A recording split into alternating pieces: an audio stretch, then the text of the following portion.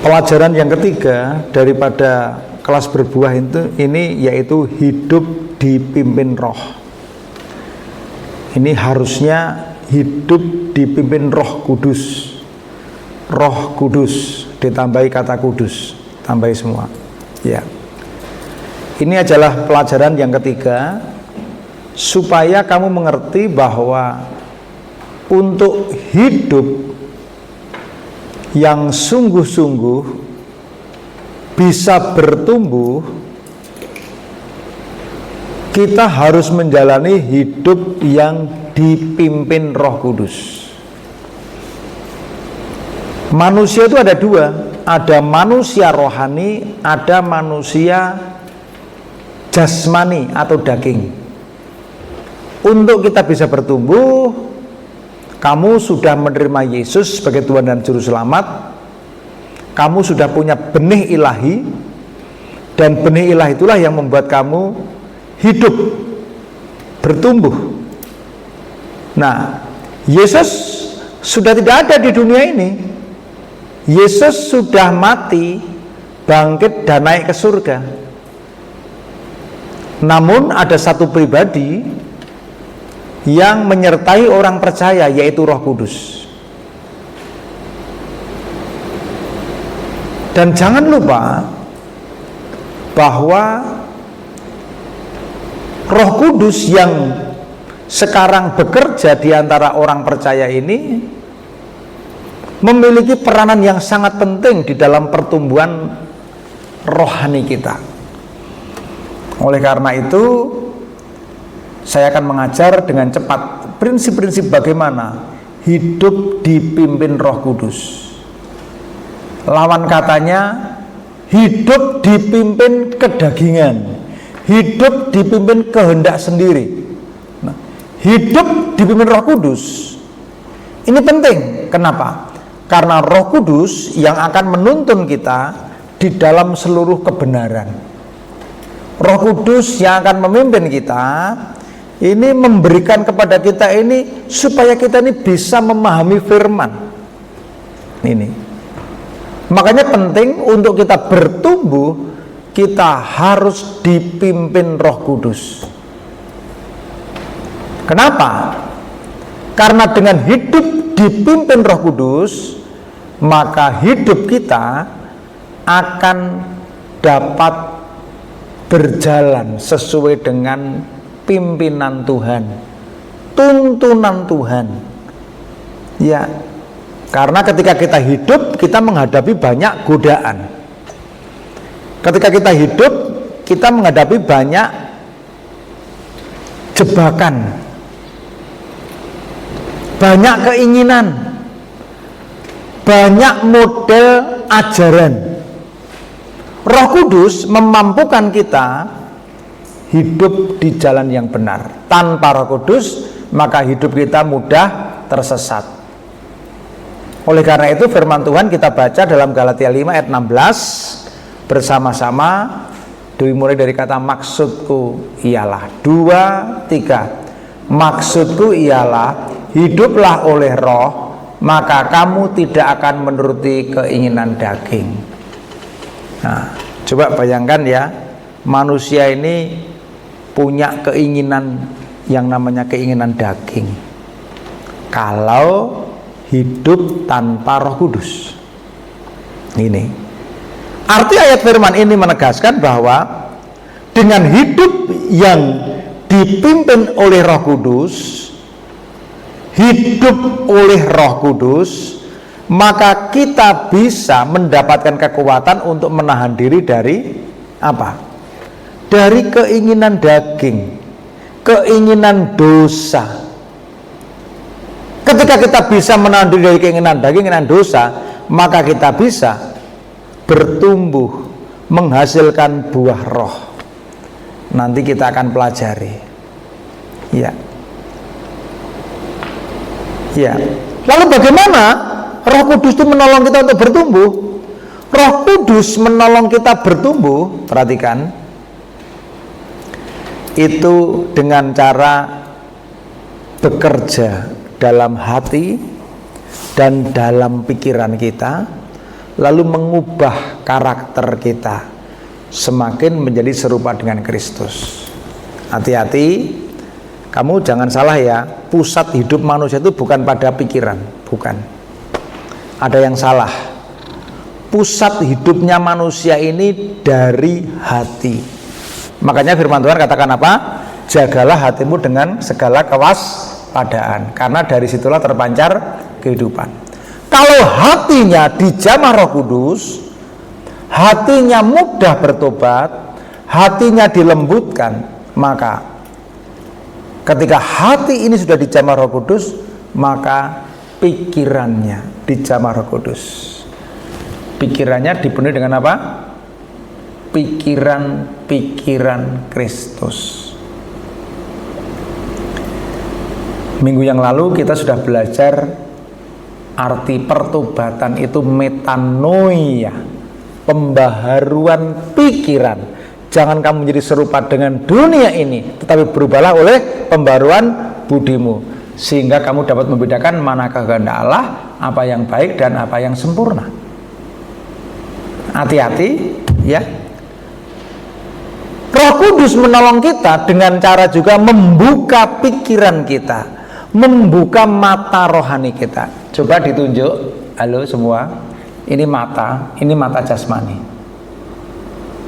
Selain mata jasmani, kita juga punya namanya mata rohani. Mari kita katakan bersama-sama, mata rohani. 2, 3. Mata rohani. Ini.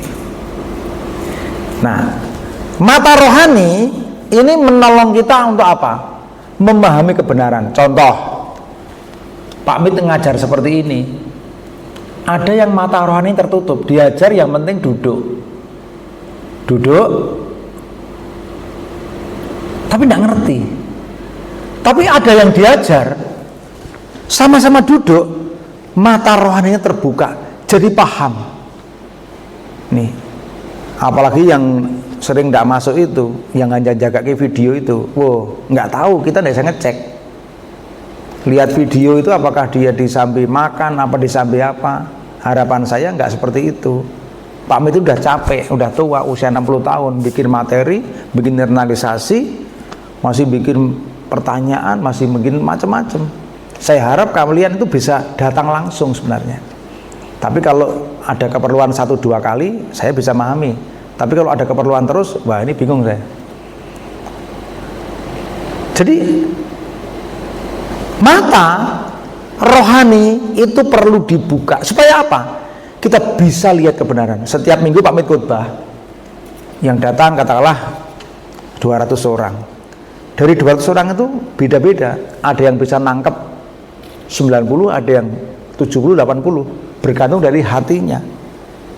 Nah, hati pikiran kita penuh keterbatasan. Roh Kudus menolong kita untuk bertumbuh dengan cara apa? Bekerja dalam hati, bekerja dalam pikiran, membuka mata rohani kita untuk memahami kebenaran itu. Lalu selanjutnya tidak hanya membuka mata rohani, memberi pengertian, tapi juga memberi kemampuan, komitmen untuk melakukan. Hati-hati ya, anak-anak generasi zaman sekarang. Ketika kamu diajar seperti ini, waduh iya ya. Ya, ada lagu, telah ku buka mata hatiku. Memang hati punya mata. Memang rohani punya mata, punya. Kalau mata jasmani rata-rata orang kebuka. Tapi mata rohani, wah, kalau orang dibuka mata rohaninya, oh bisa melihat kehendak Tuhan, bisa mengerti maksudnya Tuhan. Ini, setiap orang punya Alkitab, tapi tidak setiap orang mengerti rahasia daripada firman. Bergantung daripada bagaimana Roh Kudus menolong membuka. Bergantung dari mana? Apakah kamu hatimu haus atau tidak? Roh Kudus memberikan kehausan. Ini. Makanya salah satu cara utama Roh Kudus bekerja itu dengan cara apa? Menanamkan buah roh. Nanti kita pelajari. Ya. Orang yang hidup dipimpin Roh Kudus itu punya buah. Buahnya apa? Kasih, sukacita, damai sejahtera, kesabaran, kemurahan, kebaikan, kesetiaan, kelemah lembutan, penguasaan diri. Oh, kamu hafal, setiap kamu KPPA ke atas kamu naik, ya. Itu tanda orang yang apa? Hidupnya dipimpin Roh Kudus dengan mengalami buah Roh Kudus. Ini.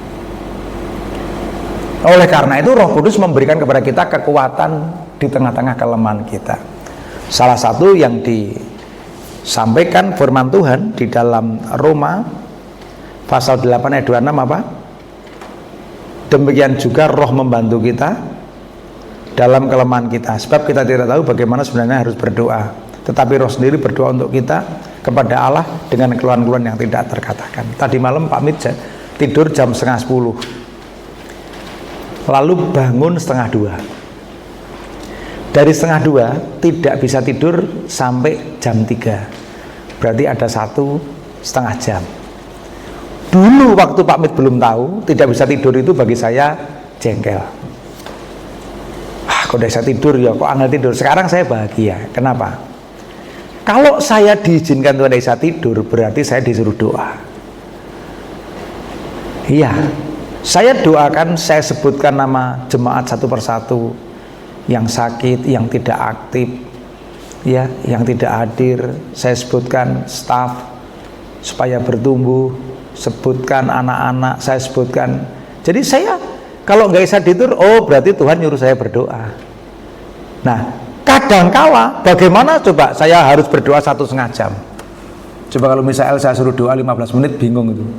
Wis 15 menit kabeh didoake apa neh, bingung. 15 menit itu lama loh. Tetapi dengan saya ditolong Roh Kudus, saya berdoa dengan bahasa yang tidak terkatakan. Saya menggunakan bahasa roh. Kenapa? Saya punya kelemahan, yaitu apa? Tidak bisa berdoa.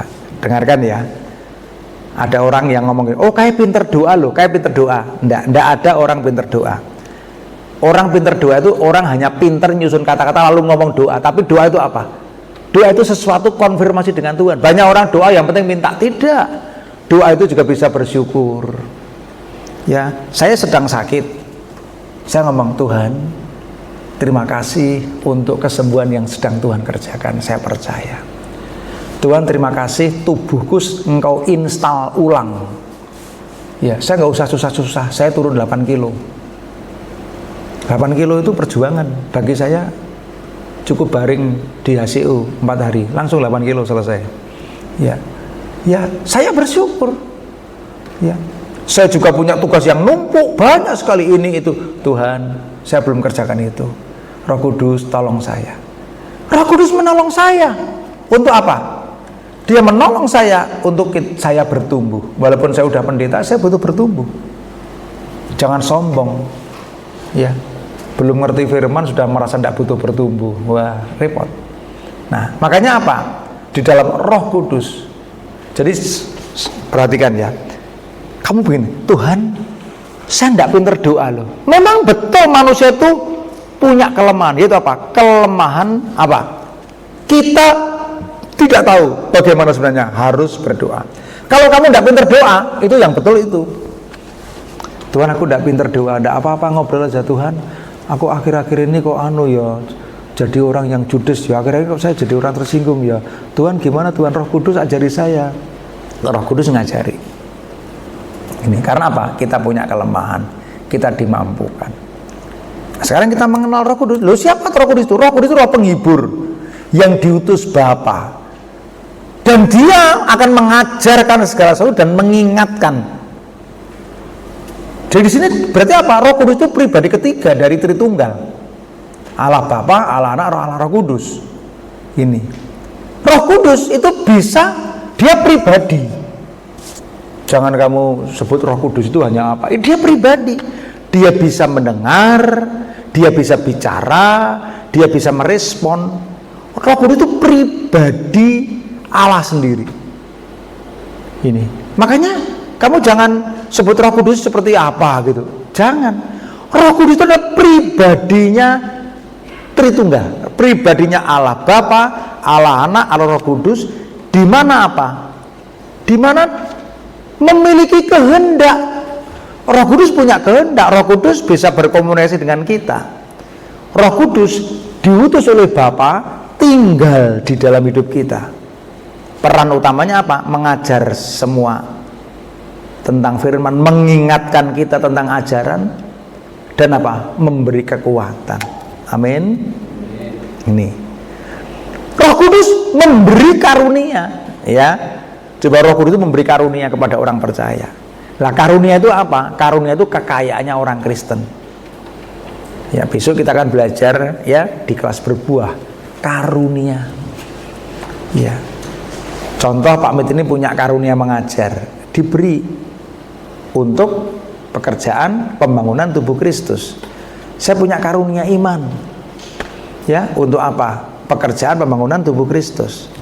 Nih, oleh karena itu Roh Kudus hadir memberikan penghiburan, mengajar, memberi kekuatan, memberi ketenangan di dalam hidup kita.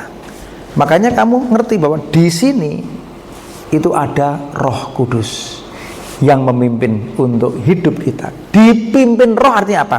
Membiarkan hidup kita dipimpin oleh Roh Kudus. Nih, makanya Roh Kudus itu juga memimpin kita kepada seluruh kebenaran. Perhatikan bagian D, Yohanes 16 ayat 13. Tetapi apabila ia datang, yaitu Roh kebenaran, ia akan memimpin kamu ke dalam seluruh kebenaran. Saya ulangi lagi, Yohanes 16 ayat 13. Tetapi apabila ia datang, yaitu Roh kebenaran, ia akan memimpin kamu ke dalam seluruh kebenaran. Ini Roh Kudus disebut sebagai Roh kebenaran, berarti apa? Oh, berarti dia membawa kita kepada apa yang benar di mata Tuhan.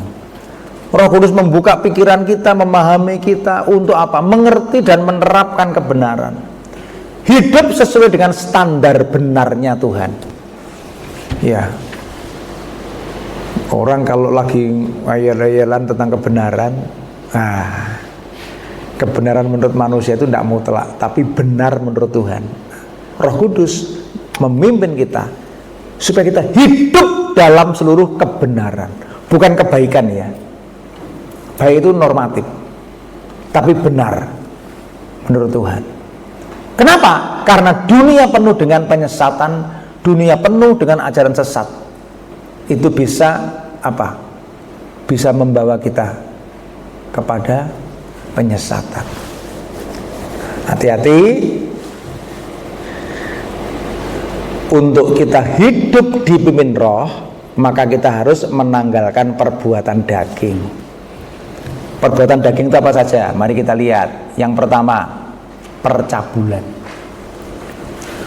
Segala bentuk dosa seksual yang bertentangan dengan kehendak Allah, perzinahan, hubungan seks di luar nikah, tindakan yang tidak suci, kata-kata kotor, mencemarkan kedudukan. Itu namanya apa? Percabulan. Kata-kata cabul itu percabulan. Jadi percabulan itu apa? Semua bentuk dosa seks yang bertentangan dengan kehendak Tuhan. Hati-hati. Untuk kita hidup dipimpin Roh, kita harus menanggalkan perbuatan daging. Nah, perbuatan daging itu apa? Itu mencakup semua perbuatan yang meliputi percabulan. Yang kedua apa? Kecemaran. Hati-hati.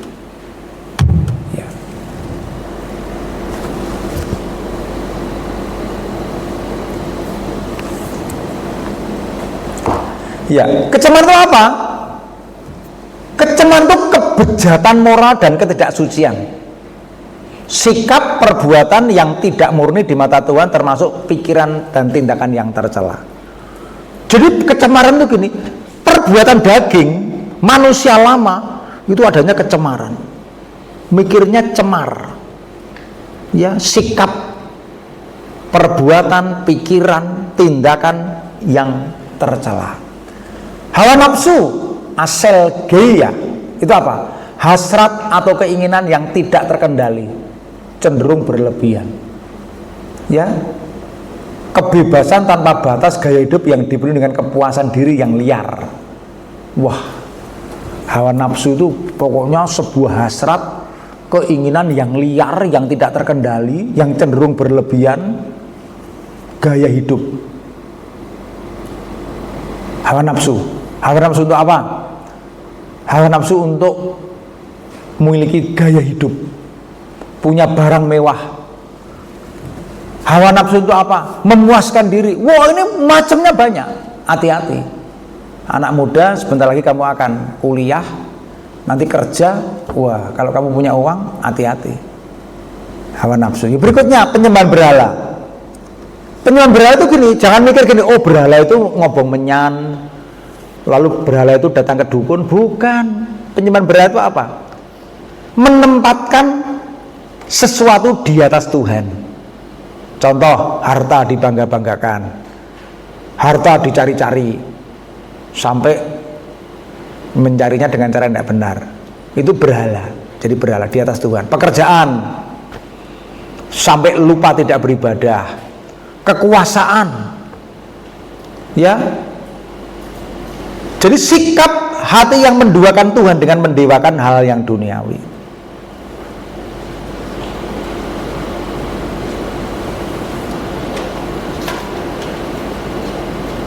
Jadi penyembahan berhala itu apa? Menempatkan sesuatu di atas Tuhan.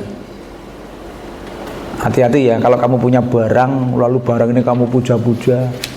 Ada orang yang punya ayam jago, wah yang bagus, wah sampai lupa ibadah, sampai pikirannya ke ayam ini terus, lupa Tuhan. Ada orang punya barang suatu, wah sampai pikirannya ke barang, lupa Tuhan. Ya, coba semua diletakkan dulu bukunya. Sekarang semua berdiri. Berdiri. Loh, kok suwemen ya, lambat kamu itu. Udah berdiri. Sekarang bayangkan di depanmu itu ada pohon mangga yang sudah matang dan tolong diraih tapi nggak geyuk, loncat sedikit. 1, 2, 3. Kok tangannya di bawah, kamu udah dengarkan ya. Ada pohon, ada mangganya, lalu kamu pengen metik ya, jadi kan tanganmu ke atas, tangan kanan dulu ya, dipetik, agak nggak cukup, agak loncat. 1, 2, 3. Iya, ganti tangan kiri, dipetik. 1, 2, 3. Cuma gini toh. Ayo loncat biar nggak ngantuk. 1, 2, 3. Iya. Terus diputar ke kanan dan ke kiri badannya. Putar kanan, putar kiri. Ya ini Misael tadi hampir jatuh ya nanti. Iya. Ya silahkan duduk lagi. Ya, itu penyembahan berhala. Ini perbuatan daging. Apalagi perbuatan daging itu sihir, praktek ilmu hitam atau perdukunan. Contohnya. Tapi nggak hanya itu. Menggunakan zat-zat yang bisa mengubah seseorang. Contoh minum. Contoh narkotik, heroin, ganja, narkoba. Yang bisa menyihir orang, menjauhkan orang dari Tuhan. Itu namanya sihir parmakeia. Itu perbuatan daging harus dilepaskan. Berikutnya perseteruan. Nah ini yang banyak ini. Apa ini? Kebencian dan permusuhan yang mendalam. Oh ini namanya perseteruan, yang berujung pada konflik atau perpecahan. Perseteruan adalah sikap yang berlawanan dengan kasih yang mengakibatkan hubungan tidak sehat. Nah ini perseteruan. Kebencian, permusuhan yang mendalam berujung pada konflik atau perpecahan. Perseteruan adalah sikap yang berlawanan dengan kasih dan mengakibatkan hubungan yang tidak sehat. Ya, apakah ada di antara kamu yang membenci temannya sampai dalam, berseteru, berujung pada konflik? Kalau mengalami ini berarti apa? Oh, tidak hidup dipimpin Roh Kudus, dipimpin daging. Nah, perselisihan. Perselisihan itu apa? Kecenderungan untuk berbantah dan bertengkar, menyebabkan ketidakharmonisan. Ini menggambarkan konflik dan ketidakrukunan. Ini agak halus ini, perselisihan. Ini. Tapi yang lebih bahaya lagi apa? Orang mengalami ini tapi tidak ngomong. Itu lebih bahaya. Ada orang yang bergaya sok rohani, mengalami perselisihan, perseteruan dalam hati, tetapi apa? Diam. tapi akhirnya timbul akar pahit dan tidak respect, tapi tidak kelihatan. Ya, ini sebenarnya apa? Perseteruan dalam hati, bukan konflik yang terbuka. Ini masalah. Sekarang iri hati, zelos, apa?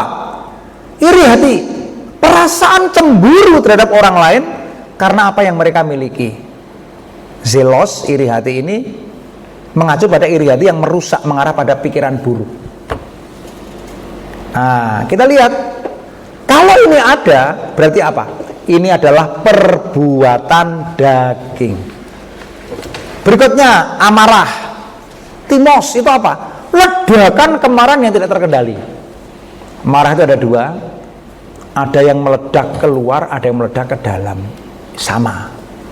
Kalau meledaknya di dalam, nanti tuanya punya penyakit. Bisa penyakit, banyak sekali. Orang yang cerdas itu apa? Ketika dia punya perasaan sesuatu, berusaha mengutarakan. Ini namanya apa? Orang yang bertumbuh. Marah itu apa? Ledakan tidak terkendali. Karena takut sama orang yang dimarahi, mungkin pulang banting pintu, mungkin banting bantal. Tapi bisa saja kalau orang berani, marah gitu. Marah. Pepaya. Wah, ini masalah. Marah tidak terkendali, itu sering kali berujung pada tindakan kasar. Ya. Apa? Ini karena tidak sabar bertindak secara spontan, dan ini tindakan daging. Berikutnya, kepentingan diri. Nah, tindakan daging itu apa? Kepentingan diri, itu berfokus pada kepentingan diri. Jadi ada orang yang karena hidupnya masih dipimpin daging, segala sesuatu harus menguntungkan diri sendiri, membawa kepentingan pribadi, egois, mengabaikan kebutuhan orang lain.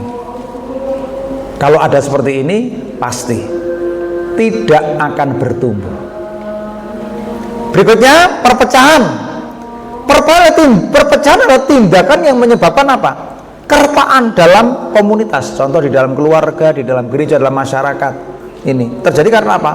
Ambisi pribadi dan pendapat yang tidak dikendalikan. Artinya gini, kalau punya pendapat, kalau punya ide, kalau punya gerakan, harus seperti saya. Kalau enggak mau. Wah, akhirnya apa? Akhirnya terjadi perpecahan. Bidah. Nah, apa? Ajaran yang bertentangan dengan kebenaran Alkitab menyebabkan perpecahan dalam gereja karena membawa ajaran yang menyesatkan. Apa ini?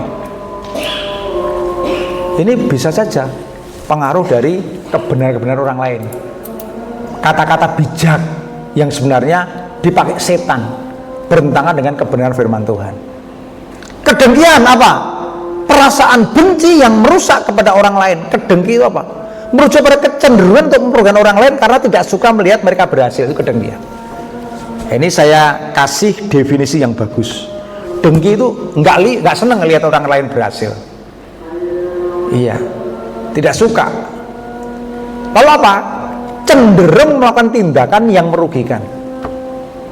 Kalau iri, wah, iri tadi beda lagi. Ya, ini tadi hanya perasaan cemburu, sekedar cemburu apa? Dengan yang orang lain lakukan, orang lain miliki. Berhenti pada pikiran kalau iri itu. Tapi kalau dengki, wah, dengki itu sudah apa? Itu sudah pada tindakan. Ini merusak. Ini mabuk, menggambarkan kondisi yang diakibatkan oleh zat-zat lain atau alkohol yang merusak kendali seseorang sehingga berujung kepada tindakan tidak terkendali. Biasanya orang yang rendah diri itu kalau untuk berkelahi mabuk dulu. Ya, mabuk itu supaya apa? Supaya dia berani gitu. Nah, sebenarnya orang mabuk itu apa?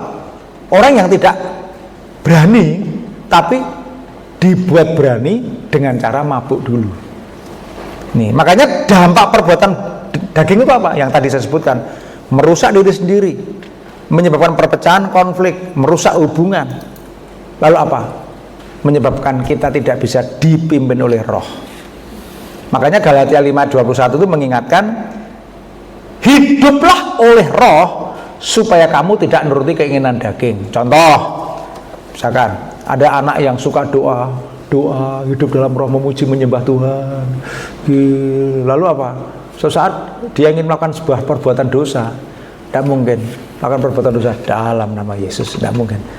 Ada nggak orang mencuri dalam nama Yesus? Nggak mungkin ya. Orang memfitnah dalam nama Yesus, tidak bisa. Orang kalau hidup dalam roh, otomatis apa? Nggak ingin melakukan perbuatan daging. Tapi kalau hidupnya tidak mau dipimpin Roh Kudus, perbuatan daging telah nyata.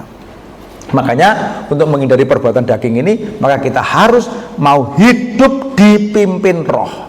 Ketika kita hidup dipimpin roh, kita punya buah-buah. Wah, buahnya apa saja? Wah, satu, kasih. Kasih itu apa? Rela memberi tanpa mengharapkan balasan. Ini berasal dari apa? Kasih Tuhan. Bukan memberi supaya dipuji, bukan. Bukan baik supaya diterima, bukan. Jadi kasih ini adalah kasih yang murni, tindakan yang tidak bergantung pada emosi, tapi keputusan untuk mengasihi. Ini kasih yang asalnya dari tuntunan Tuhan. Ya, ini kasih yang murni. Ini contoh, kamu tidak bisa mengampuni, tapi Tuhan tolong, Roh Kudus tolong saya untuk bisa mengampuni. Akhirnya apa? Turun kasih memenuhi kita.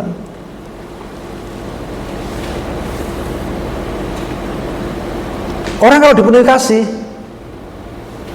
kasih dari surga memenuhi tempat ini, kasih dari Bapa surgawi.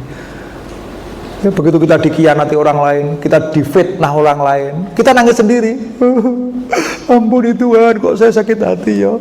Berarti saya ini, hidup saya ini masih egois ya. Ampuni Tuhan. Bisa nangis, bisa apa? Bisa mengampuni, mendoakan. Ya, karena seusia-usiamu itu masih suka emosi sesaat. Wah, begitu tersinggung, begitu apa, langsung mengambil keputusan yang spontan. Mungkin langsung marah, langsung apa, ngamuk. Itu usia. Ini. Makanya kamu harus punya apa? Kasih. Ya. Berikutnya sukacita. Apa ini? Sukacita ini berarti sukacita yang berasal dari Tuhan, bukan sukacita kebahagiaan sementara. Nyanyi sementara, ndelok dangdut sementara, sukacita bukan. Tapi ini sukacita yang dihasilkan oleh apa? Hubungan yang erat dengan Tuhan. Iya. Maka ini adalah sukacita yang diberikan Roh Kudus. Makanya sukacita jenis ini adalah sukacita yang tetap sukacita walaupun di tengah-tengah penderitaan. Tetap sukacita walaupun di tengah-tengah tantangan. Tetap sukacita walaupun di tengah-tengah keterbatasan. Kamu tetap sukacita kok enggak punya barang seperti teman-temanmu. Tetap sukacita kok. Kamu tetap bisa memuji menyembah Tuhan dengan baik kok walaupun kamu itu kondisinya baru mengalami tantangan. Itu sukacita yang sesungguhnya. Jadi merasa damai di tengah-tengah tantangan. Dulu ketika bapak saya meninggal dunia, saya kuliah tingkat 1, buku-buku saya tulis, hidup saya adalah hidup yang dibela Tuhan, diperhatikan, diberkati Tuhan. Ya sudah gitu aja. Saya nggak ada urusan dengan orang lain. Ya saya bersukacita walaupun tidak bisa makan siang. Ya walaupun saya kalau naik bis harus nunggu yang bis Jakarta yang 50.000, walaupun saya harus dari Bedokantungan jalan kaki ke sini, udah biasa saya. Ya apalagi saya suka voli, sekalian saja pakai celana jeans, pakai sepatu voli, jogging. Orang taunya jogging, padahal tidak punya duit. Ya tetap sukacita. Karena apa? Karena itu dikerjakan oleh Roh Kudus. Amin. Damai sejahtera apa? Apa itu damai sejahtera? Damai sejahtera itu apa? Damai yang mendalam, menyeluruh, melampaui pengertian manusia. Irine ini apa? Keadaan tenang dalam jiwa orang. Dan dia sadar hidupku dalam kendali Tuhan. Tenang, damai. Ini keadaan yang membuat kita itu tenang meskipun ada kekacauan di sekitar. Ya, seperti Raja Wali. Tenang walaupun ada badai. Tenang. Ya. Dulu Pak Mit ini pengusaha komputer, saya punya komputer 13. Penghasilan saya tahun 93 itu 95 itu 300.000 per hari. Itu gajinya pegawai negeri golongan 3B sebulan. Ya, ketika dikasih tahu komputernya hilang semua. Saya itu merawat satu anak yang narkoba, tapi dia yang mencuri semua. Saya senang, tenang saja. Saya nggak ada gugup. Sejahtera, damai sejahtera. Karena apa? Damai sejahtera dikerjakan dari Tuhan. Ini mahal harganya. Ini Makanya mengalami ketenangan dalam hati saat menghadapi situasi penuh tekanan, karena percaya Tuhan sedang bekerja. Ya, saya sering mengalami hati tidak enak, tapi aku sejahtera, damai sejahtera. Ya, tadi pagi saya jalan kaki 1 jam 1/4. Saya pakai headset, saya memuji Tuhan. Ya, Tuhan tolong saya. Nanti siang saya akan mengajar hidup dipimpin roh. Saya sendiri harus mengalami. Ini sabar. Ini bukan sabarnya utang ya. Tapi sabar ini artinya apa? Menanggung. Sabar itu kemampuan menanggung penderitaan, menahan emosi dan tidak cepat marah. Sabar. Harusnya emosi tapi tidak mau emosi. Ya. Harusnya marah tapi nggak marah. Harusnya apa? Harusnya jatuh, ngelokro mutung, tapi enggak. Ketika lagi kerja, pelayanan sama teman-teman, ada sesuatu yang mengecewakan, harusnya mengundurkan diri, harusnya mutung, tapi enggak. Kayak cah cilik, aku kan dewasa rohani, ya sabar. Itu apa? Kemampuan untuk menahan diri dari kesulitan, tekanan, tetap tenang, tidak mudah marah ketika menghadapi situasi yang menantang. Lalu apa? Kemurahan. Ini buah roh. Kalau kamu dipimpin oleh roh, buah rohnya apa? Oh, jadi orang yang murah hati, yang ramah, baik hati, penuh pengertian. Ya, ini adalah kebaikan tapi disertai dengan belas kasihan, membuat kita peka terhadap kebutuhan orang lain. Kristotes ini menunjukkan kebaikan yang aktif, murah hati, menunjukkan kasih. Ya, memberi dukungan yang bagi yang membutuhkan. Jadi hidupmu itu bukan hidup yang cuat dengan orang, enggak, tapi apa? Peduli, murah hati. Ini memberi ini. Berikutnya apa? Buah daripada hidup dipimpin Roh Kudus, yaitu apa? Kebaikan. Itu apa? Kebaikan moral yang murni, yang tulus, yang mencerminkan karakter Tuhan. Waduh. Wah, ini kebaikan itu luar biasa nih. Ini sifat baik yang mengarahkan pada tindakan kita untuk melakukan hal-hal yang benar, yang adil, yang berkenan di mata Tuhan. Di dalam situasi-situasi tertentu kita sulit ya untuk baik, tapi apa? Kalau kita hidup dipimpin Roh, kita tuh punya kebaikan yang mencerminkan karakter Tuhan. Tindakan kita, pikiran kita, integritas kita menghasilkan perbuatan baik. Ini. Walaupun kadang-kadang kita berkorban, tidak ada keuntungan, tapi kita tetap berbuat baik. Ini. Tadi saya ini sama Bu Yuli datang ke Samsat. Rencana datang jam 10, tapi ada 2 tamu. Aduh, 2 tamu ini kok terus ya. Akhirnya kami datang pergi jam 11. Ke Samsat sana, panas-panas. Akhirnya apa? Tutup. Haleluya. Lalu saya pulang, gantungan terus. Mama tanya, Papa mau kemana? Nanti aja. Wah. Terus akhirnya saya ngomong, daripada tadi gelo, sekarang makan yang enak. Wah, kami makan berdua. Pas makan kami berdoa, Tuhan ngomong, bungkuskan temanmu. Padahal rumahnya jauh. Dari sini saya masih ke sana lagi. Wah, setelah ngajar pemuritan ya, tapi tidak apa-apa. Ya, artinya apa? Kita tetap masih berbuat baik. Ya, selalu dipenuhi dengan apa yang baik, apa yang baik. Terus apa? Hidup dipimpin Roh juga menghasilkan kesetiaan, pistis, kesetiaan, ketekunan, kepercayaan yang teguh pada Tuhan. Mengacu apa? Bisa dipercaya, konsisten dalam iman, setia, tidak mudah murtad. Ya, nanti kalau kamu udah kenal lawan jenis, wah, ayu sidik, ganteng sidik, dirayu-rayu, waduh, langsung imannya goyah. Saya berdoa tidak ada satu anak pun yang meninggalkan imanmu. Setia itu berarti apa? Kesetiaan, komitmen kita hidup sesuai dengan kehendak Tuhan dan setia kepada Tuhan dalam semua situasi, tetap tidak goyah, tidak goyah iman meskipun menghadapi rintangan. Berikutnya kelemah lembutan. Nah, siapa yang tidak ingin ya? Kalau dijual pun saya pengen beli kok. Orang yang hidup dipimpin Roh itu lemah lembut. Siapa yang kamu lemah lembut? Apa? Sikap rendah hati, lembut. Ini bukan kelemahan, tapi kekuatan yang terkontrol. Kerendahan hati membuat kita lemah lembut, penuh kasih, serta terbuka untuk menerima didikan dari Tuhan. Ya, lemah lembut itu berarti apa? Kelemah lembutan itu apa? Baik dari sikap dan kata-kata. Saya lagi diajar Tuhan, semakin tua menggunakan intonasi do re mi. Nah, do re mi semakin pelan. Wis tua. Ya, saya udah minta izin sama Bu Yuli, "Mah, aku besok kalau udah 60 tahun kurang 5 bulan, nanti aku ndak disemir lagi rambutnya, biar putih," gitu kan. Karena kalau ndak disemir udah putih ini ya. Kalau putih kan ngomongnya lain. Lain karena udah putih. Kalau seperti ini, waduh, Pak Mit masih seperti usia 50 tahun ya. Orang ndak tahu kalau saya 60 tahun. Ya. Lemah lembut itu apa? Kalian yang suka ngomongnya tinggi, keras, jengek-jengek, buktikan bahwa ketika kamu hidup di bumi roh, kamu lemah lembut. Amin. Terus apa? Penguasaan diri. Apa ini?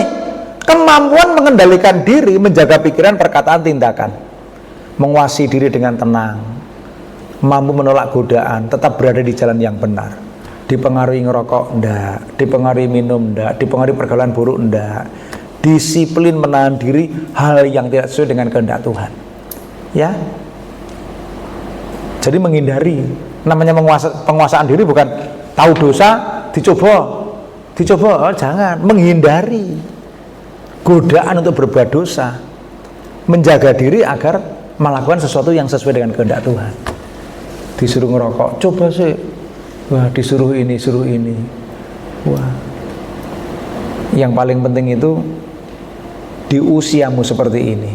Nanti saya akan ceramah ke depan, saya akan mengadakan talk show tentang LSD, cinta, seks, dan pacaran.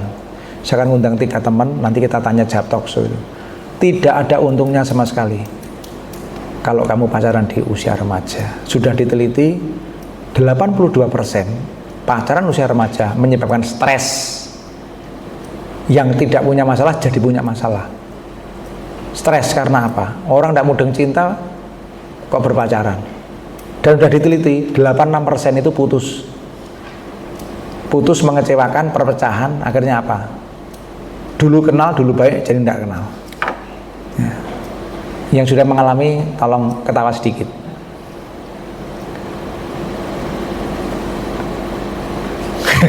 Malah ketawa banyak. Iya.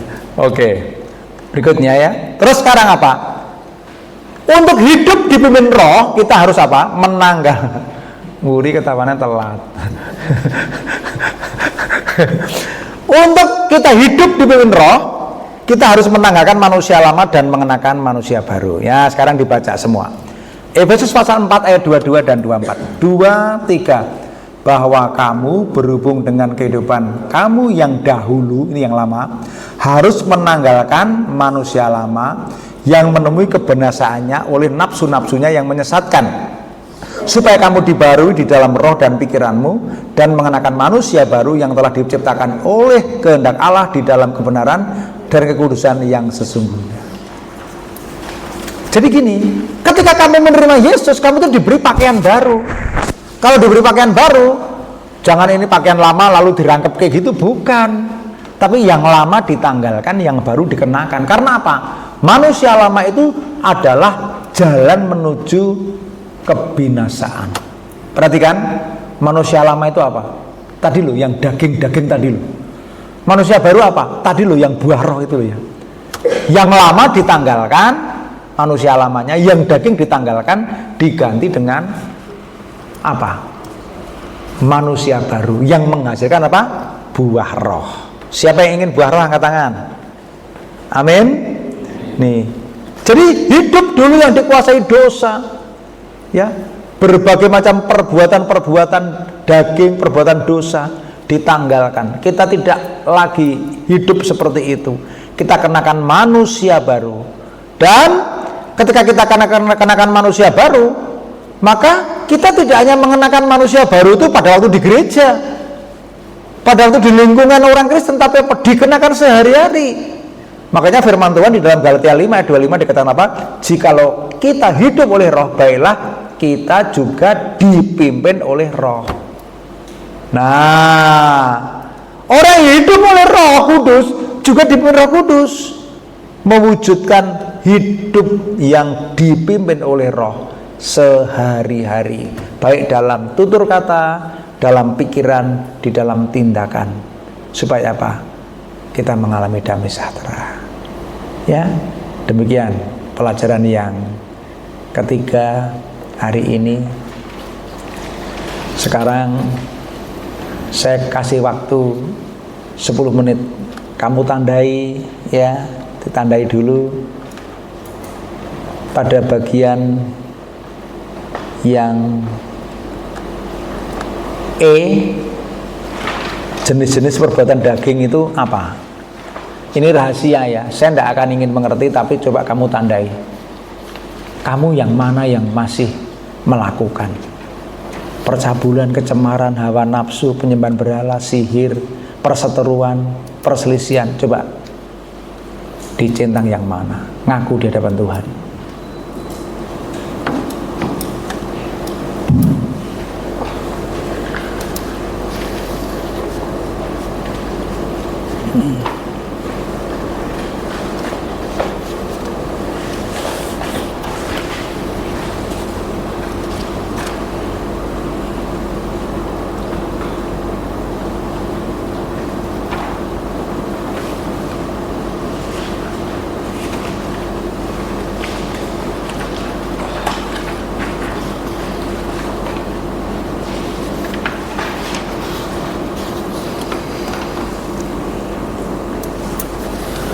Sudah belum? Diteliti dulu pelan-pelan. Ini bukan untuk kamu belajar mengerti, tapi mengalami. Kalau kamu hanya mengerti saja percuma. Kelas ini percuma. Ini mahal loh kelas ini. Pelayanan PPA itu melibatkan gembala bekerja, staf bekerja, mentor bekerja. Waduh. Makanya kamu harus sungguh-sungguh. Sudah belum? Sudah? Nah, sekarang kamu berdoa secara pribadi, minta ampun pada Tuhan. Silahkan berdoa masing-masing. Minta ampun pada Tuhan, ya. Lalu sebelum berdoa ya, kamu minta kepada Tuhan supaya kamu dipenuhi dengan buah roh. Ya, dipenuhi dengan buah roh, supaya kamu menjadi pribadi yang bertumbuh di dalam Tuhan. Ya, kamu sudah dewasa, tidak perlu diajari doa masing-masing kepada Tuhan.